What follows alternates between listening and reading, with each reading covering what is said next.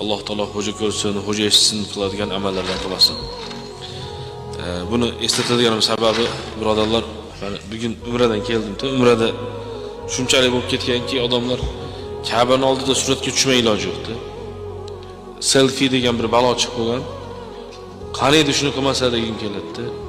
Hammasi iloji boricha suratga video vizif qilib Ka'baning oldida suratga tushishdan o'zi qattiq qaytarilgan. Sababi u Alloh uchun qilyapti. Xuddi kalgi ehson beryotib suratga olganga o'xshaydi. Mana men beryapman. Bugun men ro'zaman deganga o'xshaydi. Amal Alloh uchun qilinsa birov bilish shart emas. Hamma uchun qilinsa unda olimlar aytadi, ixlos yo'q bo'lsa o'zing charchatma degan olimlar. Amalning ichida ixlos yo'qmi, foydasi yo'q o'zingizni charchatish degan. Bekardan charchaganingiz qoladi bu dunyoda, oxiratda do'zaxga birinchi kiruvchilar kimlar desa, sizlarda bo'lsa kimlar edi? Eng shariatda maqtalinganlar. Olim, qori, shahid va boy. Do'zaxga birinchi kiradi. Sababi nima edi? Alloh uchun emas, bandalar uchun qildi. Shuning uchun har doim Alloh taolodan so'raylik. Alloh roziligi uchun bo'lsa amalimiz